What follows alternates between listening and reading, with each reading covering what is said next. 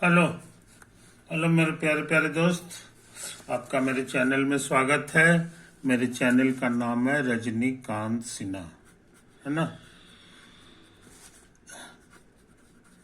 ये मेरा series of lecture चल रहा है, थ्योरी वीक।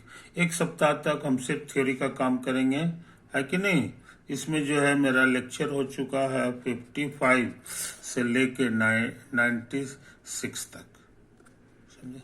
ये तो है, ये हो चुका है। इसको बढ़िया से रिवाइज करो, है कि नहीं। आज हमारा 97 करने का प्रोग्राम है कि नहीं। इसमें हम क्या करेंगे सो समझ लो। इसमें क्या करेंगे सो समझ लो। ये सब कुछ फार्मूला है जो तुम शायद जानते भी होगे। V बराबर U प्लस एटी, S बराबर UT plus half eighty square, और V स्क्वायर बराबर U स्क्वायर प्लस 2AS। इतना फॉर्मूला जो है तुम्हारा सीखा हुआ होगा, स्कूल में पढ़ाया जाता है ये चीज। लेकिन इस पढ़ाई में गैप है। गैप ये है कि इसमें से कुछ फार्मूला तो निकल जाता है, लेकिन कुछ फार्मूला है जिसका प्रूफ वो लोग नहीं दे पाता, है कि नहीं। तो असल में इसके प्रूफ के लिए कैलकुलस चाहिए, है कि नहीं। और अब तुम पर्याप्त कैलकुलस सीख चुके हो, है कि नहीं। तब जो है सो इसका प्रूफ करना आसान हो गया। इसका प्रूफ करना आसान हो गया, है कि नहीं। तो कैलकुलस की मदद से हमको जहां तक याद है, ये वाला प्रूफ होता है और ये वाला प्रूफ होता है बाय कैलकुलस। और ये प्रूफ हो गया तो इसमें कैलकुलस नहीं लगता है, ये अलजबरा से ही हो जाता है कि नहीं। अब पूछो कैसे, तो प्रूफ ऑफ 3 हम देखो याद होगा। LHS लिखा हुआ है V स्क्वायर, अभी कितना है तो यहां से भर लेंगे U प्लस एटी। 8वां क्लास के नियम पर U स्क्वायर प्लस 2U गुना 80 प्लस 80 का होल स्क्वायर, है कि नहीं। ये तो है।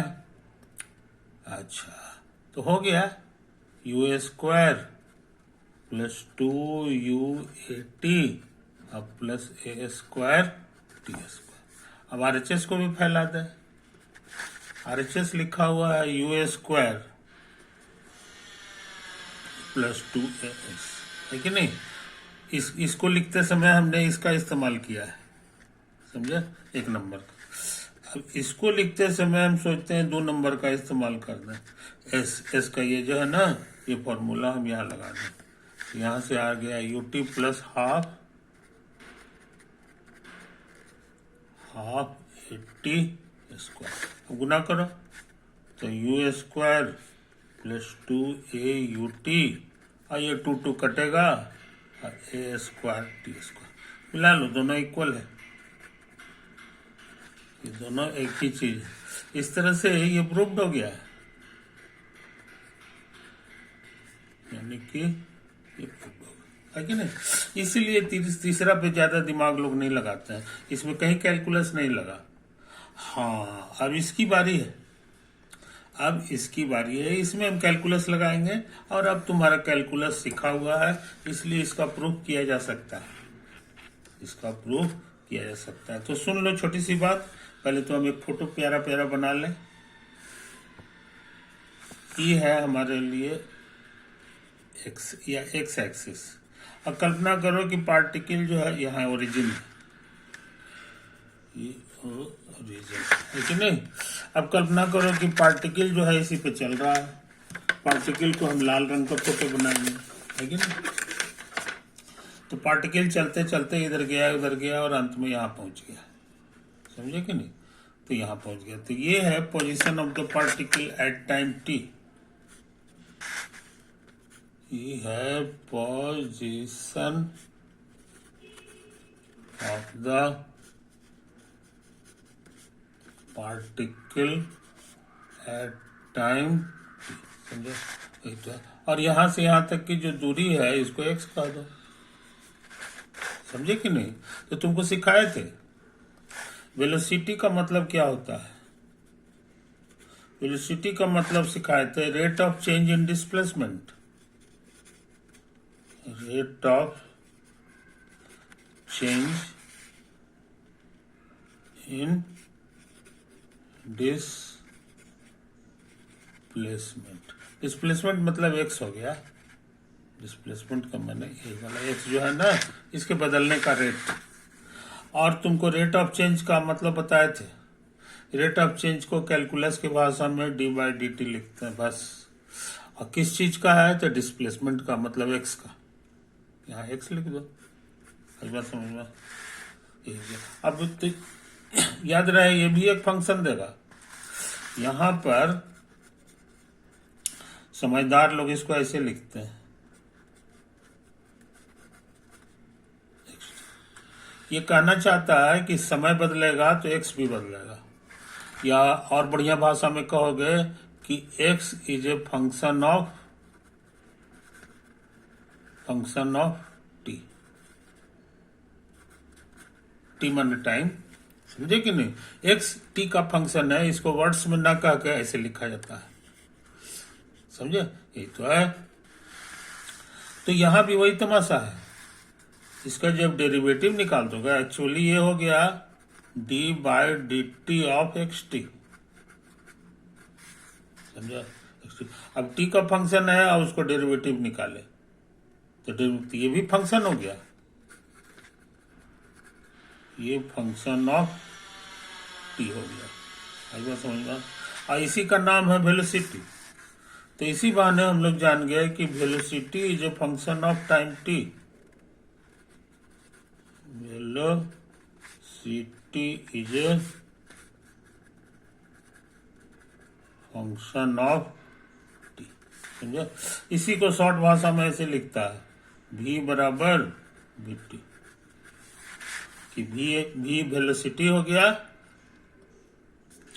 समझे? v वेलोसिटी हो गया और ये टाइम का फंक्शन है। टाइम का फंक्शन है। एग्जाम्पल से समझ लो। मान लो कि तुम्हारे पास x जो x समय का फंक्शन है वो लिखा हुआ है थोड़ी देर के लिए cos 2t। समय बदलेगा तो पता चल गया। जैसे कि मान लिया जीरो मतलब जो समय जीरो था मैंने शुरू का था, तो यहाँ लिखाएगा cos 2 इंटू जीरो, तो ये हो जाएगा cos जीरो हमको लगता है 1 है। यानी शुरू में पार्टिकल 1 पर था, यही दूरी 1 है, यहीं पर पार्टिकल था किस समय? एट टाइम t बराबर 0, जब समय 0 था। यानी इसी का दूसरा नाम है स्टार्टिंग, समझे? अब मान लो तुमको लिखा हुआ है थोड़ी देर के लिए पाई, समझे? जब पाई लिखोगे तो यहाँ क्या हाल होगा सो समझ लो। ये देखो यहाँ पाई एक्स टी था, तो टी की जगह पाई भरेंगे तो ये हो जाएगा, जानते हो क्या? ये cos 2 इंटू पाई हो जाएगा। तो cos 2 पाई हो गया। 2 पाई का मतलब होता है एक चक्कर, 1 रोटेशन। तो एक चक्कर लगा करके पार्टिकल फिर वहीं पे आ जाएगा। इसलिए ट्रिग्नोमेट्री में तुम पढ़े हो, इसमें और जीरो में कोई फर्क नहीं है, क्योंकि ये एक चक्कर को बता रहा है। रेडियल लाइन पे ऐसे ऐसे फोटो बनाओगे ना,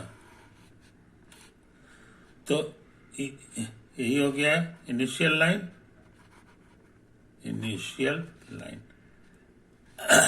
और ऐसे ऐसे चक्कर लगाया 2 पाई कर दिया तो फिर यहीं पे पहुंच गया। इसलिए जो हाल जीरो का है वही हाल 2 पाई का है। 2 पाई रेडियन में भी वही वैल्यू देगा। अब cos 0 याद होगा, ये 1 होता है, समझे? यही तो है, यही है कहानी। तो यही सारा कर दिया, x पाई बराबर 1, मतलब कि बिल्कुल इसी जगह पर पार्टिकल दोबारा आएगा किस समय? एट टाइम पाई, आई बात समझ में? ये तो आ गया, कोई दिक्कत? बीच बीच समय में जो है वो यहीं पे रुका हुआ नहीं है, वो चल रहा है, इधर उधर चल रहा है, चलते चलते फिर यहीं पे आ गया, फिर समय बीतेगा, फिर भटकेगा। तो इस तरह का बात है। जैसे नमूना के तौर पे मान लो पाई बाय 2 रहता, पाई बाय 2 रहता, तो यहाँ पाई बाय 2 भर दो, तो हो जाएगा cos 2 into pi by 2, cut छट के cos पाई आ गया। cos पाई कितना होता है ये फोटो से भी पता चल जाएगा। ऐसे ऐसे घूम के यहाँ आएगा तो cos का यही पोजीशन होता है, -1 दे देगा जी। कहने का मतलब यहाँ पर शुरू में था और उसके बाद पार्टिकल यहाँ पे चला आएगा। किस समय? जब घड़ी में समय हुआ है पाई बाय 2, समझे कि नहीं? और उसके बाद फिर समय बीता, पाई हो गया तो लौट के फिर अपनी जगह आ गया। तो कहने का मतलब यह है जनाब, इस समय बीत रहा है तो पोजीशन भी बदल रहा है, उसी को ये रिप्रेजेंट कर रहा है कि नहीं? अच्छा, हम निकालना चाह रहे हैं dx बाय dt यहाँ, तो इधर भी d बाय dt लगाओगे तो cos 2t हो गया, है कि नहीं? अब इसको डेरिवेटिव निकालने में चेन रूल लगाओगे।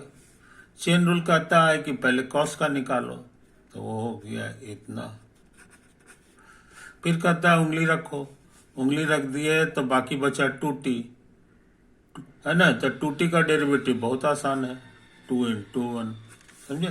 तो इस तरह से हम लोग जान गए -2 इंटू साइन 2t, ऐसा समझ में? ये है तुम्हारा dx बाय dt। हम इसी को भी कहें,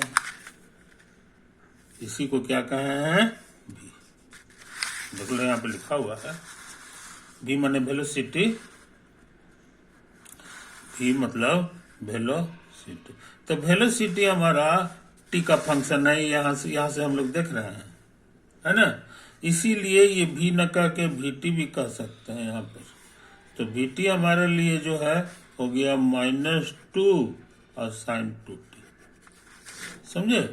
अच्छा, मान लो t की जगह हम 0 भर दें, t की जगह 0, t को जगह मतलब यहाँ की बात कर रहे हैं, तो इसमें 0 भरेंगे, 2 इंटू 0, तो ये हो गया -2 साइन 0। साइन 0 याद होगा, साइन 0 का वैल्यू याद होगा, वो 0 हो जाता है, 0 से गुना करोगे 0, तो यहाँ वेलोसिटी 0 हो गया है। यानी पार्टिकल जो है शुरू में यहाँ रुका हुआ था, वेलोसिटी 0 हो जाने के माने पार्टिकल इज एट रेस्ट। कब? जब समय 0 था। तो इतना पढ़ाई से हम लोग यही पता लगा है, इतना पढ़ाई से हम लोग ये भी पता लगा। हो सकता है कि तुम यहाँ पर पाई बाय 2 भरो, पाई बाय 2 भरो, तो उसी तरह से कुछ आंसर आ जाएगा, उसी तरह से कुछ आंसर आ जाएगा। तो हर पॉइंट पर का वेलोसिटी तुम निकाल ले सकते हो, निकालने का ट्रिक तुम जान रहे हो। vt हम निकाल चुके हैं, अब खाली डाटा भर दो कि कौन कहाँ था, तो वेलोसिटी तुमको मिल जाएगा। और आमतौर से वेलोसिटी t का फंक्शन है, हम यही चीज कहना चाह रहे हैं, यही चीज। तब तो इसका भी रेट ऑफ चेंज हो सकता है, वेलोसिटी का भी रेट ऑफ चेंज, जैसे यहाँ निकाले थे ना डिस्प्लेसमेंट का rate of change in displacement, उसी तरह वेलोसिटी का भी रेट ऑफ चेंज हो सकता है कि नहीं? तो हम लोग जो है यहाँ पर एक जरूरी चीज लिख लें कि ये नाम भी न्यूटन साहब का दिया हुआ है, rate of change in velocity. Velocity को हम लोग कहेंगे vt नाम का फंक्शन इज कॉल्ड, उसका एक नया नाम है, इज कॉल्ड एक्सेलरेशन। क्या कहते हैं? एक्सेलरेशन। एक्सेलरेशन के लिए सिंबल हम लोग यूज करेंगे a, जिस, है कि नहीं? तो इस बात को याद रखो मेरे दोस्त, इस बात को याद रखो। तो ए का फॉर्मूला क्या हो गया, सो समझ लो, रेट ऑफ चेंज माने डी बाई डी टी, और ये हो गया भी टी, समझे। तो एक्सेलरेशन क्या बला है, सो भी समझ लो। और यहाँ चूंकि फंक्शन है टी का, तो आंसर भी डेरिवेटिव टी का फंक्शन होता है, इसलिए अच्छे लोग खाली ये नहीं लिखते हैं, लिखते हैं ए ऑफ टी। आमतौर से एक्सेलरेशन तुम्हारा टी का फंक्शन होगा। इसको एग्जाम्पल से समझ लो, क्वेश्चन, सपोज डिस्प्लेसमेंट एक्स का, एक्स तुम्हारा लिखा हुआ है 3t² माइनस 6t, बस इतना ही लिखा हुआ है कि नहीं। अच्छा, देयरफॉर अब इसको डिफरेंशिएट कर दो टी के रेस्पेक्ट में, तो इधर भी करना होगा, है कि नहीं। इसमें क्या करते हैं, सो समझ लो, लिनियरिटी रूल, 3 बाहर आ गया, इतना हो गया, और ये हो गया तुम्हारा ऐसे करके। इसका आंसर याद है 2, एक पावर घट गया। इसका आंसर याद है, ये सीधे सीधे 1 है, तो इस तरह 6 कॉमन आ गया और t माइनस 1 हो गया। और ये मत भूलो कि ये क्या चीज था, x का रेट ऑफ चेंज का ही नाम है, ये एक्चुअली वर्ड्स में कहेंगे तो rate of change in x, यही समझे। उसी का इसी का दूसरा नाम है, शॉर्टकट नाम है वेलोसिटी, जिसका सिंबल है हमारे लिए भी। तो यहां से भी हम निकाल लिए, भी हमारे लिए हो गया ए, आइए समझना। एक्चुअली ये टी का फंक्शन है, फंक्शन ऑफ टी, इसीलिए समझदार लोग इसको ऐसे समझते हैं, भी टी का फंक्शन हो गया, है कि नहीं। अब सोचते हैं इसको एक बार और डिफरेंशिएट कर दें, बिल्कुल, तो इधर भी करना होगा, तो हो गया तुम्हारा 6 into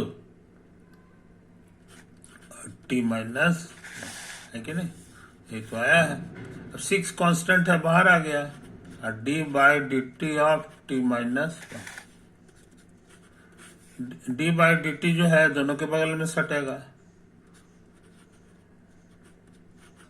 minus D by D T of 1, ये 6 हो गया, और टी का डेरिवेटिव 1 होता है, और ये हमारा जो है 0 हो गया कांस्टेंट का, तो आंसर आ गया टी। तो हम लोग क्या सीखे कि ये चीज 6 है, और तुमको सिखा दिए हैं, इसको कहेंगे rate of change in velocity, words में कहेंगे rate of change in velocity, और इसी को शॉर्ट भाषा में एक्सेलरेशन कहते हैं, एक्सेलरेशन। तो इसी बहाने तुम जान गए एक्सेलरेशन का फॉर्मूला, एक्सेलरेशन इस क्वेश्चन में 6 होगा। मजेदार बात ये भरी, इसमें टी नहीं है, इसका मतलब this is a constant, this is a constant, समझे। तो कांस्टेंट भी हो सकता है वेरिएबल एक्सेलरेशन, तो ये चीज समझ लो, यहाँ कांस्टेंट एक्सेलरेशन का एग्जाम्पल हो गया, आई बात समझ में। तो इन बारीकियों को समझ लो मेरे दोस्त, लेकिन हमेशा एक्सेलरेशन कांस्टेंट हो, कोई जरूरी नहीं है। जैसे कि हमारा पिछला क्वेश्चन था, पिछला क्वेश्चन हमारा था, ये देखो कहाँ गया यार,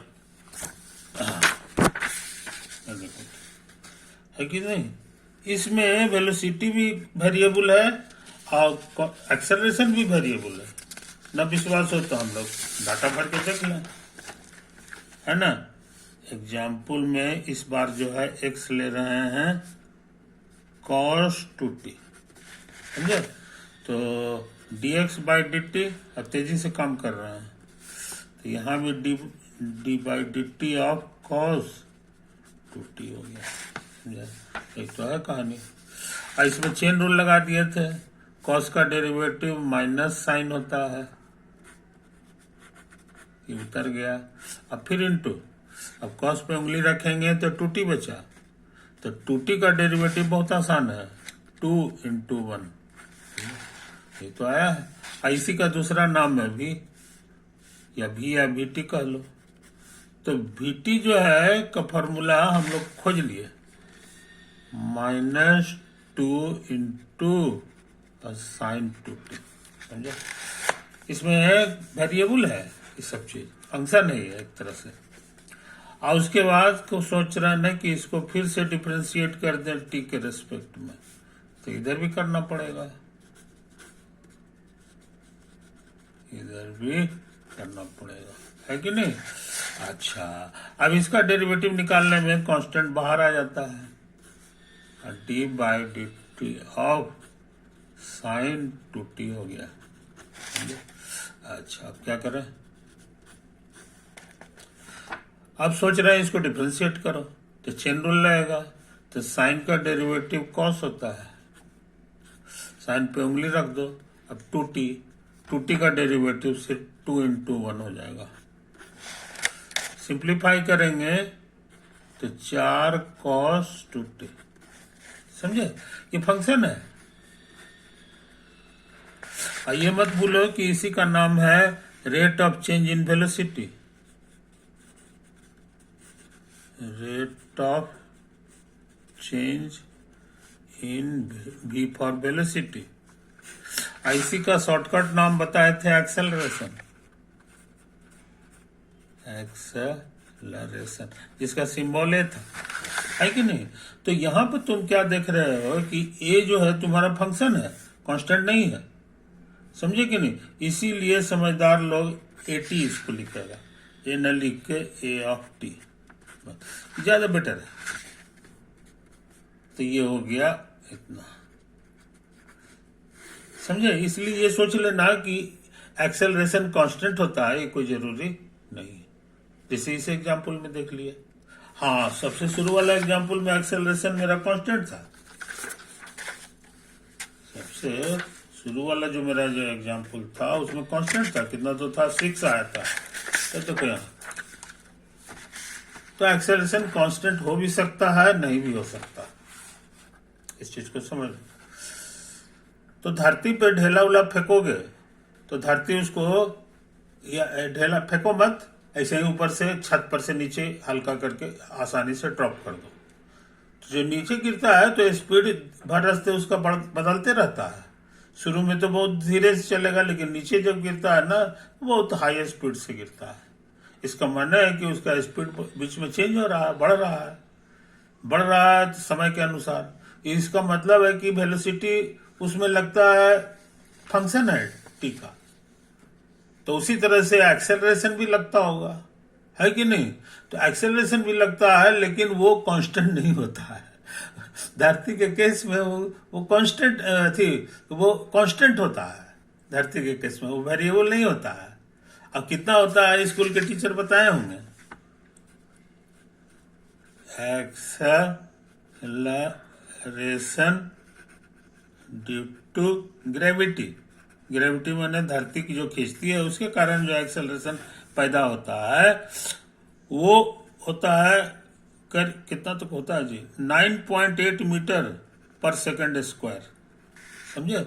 इसी को शॉर्ट भाषा में वो लोग जी लिखता है। तो चूंकि छोटा क्लास है तो उसमें उस खाली धरती तक सीमित है बात, है कि नहीं। टेढ़ा मेढ़ा फंक्शन की जरूरत नहीं रहती है, तो इस चीज को समझ लो। ओवर।